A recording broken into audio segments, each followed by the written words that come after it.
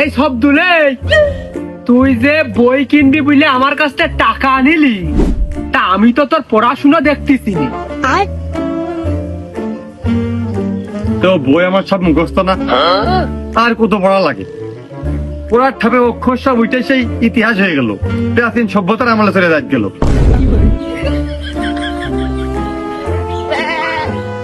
তাহলে তো ওই বইয়ের আর কোনো কাজ নেই কমনি। তা তুই কি ওই বেশি পড়িয়ে সেই পৃষ্ঠা মিষ্টা বইতে ছিঁড়ে ফেলিয়ে দিয়েছিস নাকি? না, কাকার সাথে তুলনা করবে ওরা মনে করো জীবনের পড়ালেখা করিয়ে সুনাম অর্জন করে ঠিকই, কিন্তু ওরা নিগাল শিক্ষাটা ওরা নীতির মধ্যে ধারণ করতে পারেনি। বই পড়ে নিয়ে আবার ছিঁড়ে ফেল দিলে হয়, ও ছিঁড়ে দিলে পরীক্ষার পরে বাদামালা তুলি বেশ কয়েকটা টাকা বেরিয়ে আসে না মাইতে। टूटा टूटा एक परिंदा ऐसे टूटा कि फिर जुड़ ना पाया। ও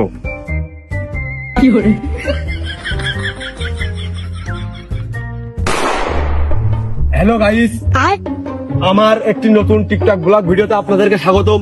আজকের এই ব্লগ ভিডিওর ভিতরে আমি আপনাদের আমাদের গ্রামটা ঘুরে ঘুরে দেখাবো। তো আপনারা সবকিছু দেখতে পাচ্ছেন যে আমাদের গ্রামের পরিবেশটা কত সুন্দর, সবুজ সোনালী।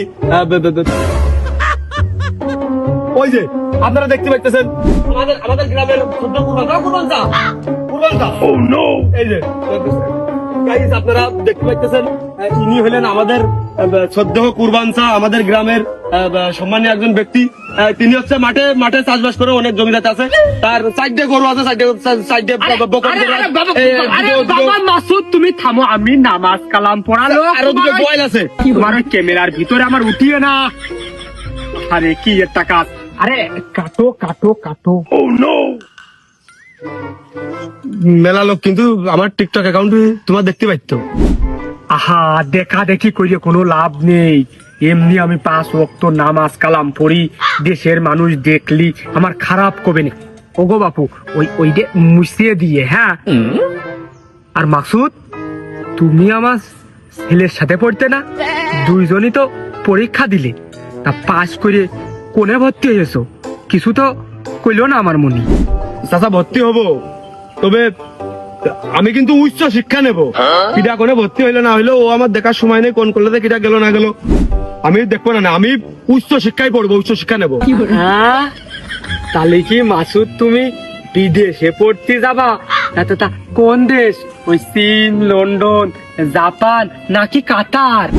না না না না না চাচা, এসব দেশে না, মানে আমি এমন এক জায়গায় পড়তে চাই, কম করে 50 তলা বিল্ডিং হওয়া লাগবে। আমি তো সর্বনিম্ন 49 তলায় বসে পড়বো, উচ্চ শিক্ষায় শিক্ষিত হবো, উচ্চ ক্লাসে পড়বো। হ্যাঁ, তা তুমি শোনোনি আমার ওই সবদুল্লার ফরম কমপ্লিট, ওই পুলিশি ড্রেস বেল্টেল সব বানানো হয়ে গেল। তা তুমি সেই ফরম পূরণ করোনি? করলি ওই একসাথে আমি ওই রুটি আর ভাজি নিয়ে যেতাম, দুইজন খাইতে, একা আবার কোনে মনে হারিয়ে না যায়।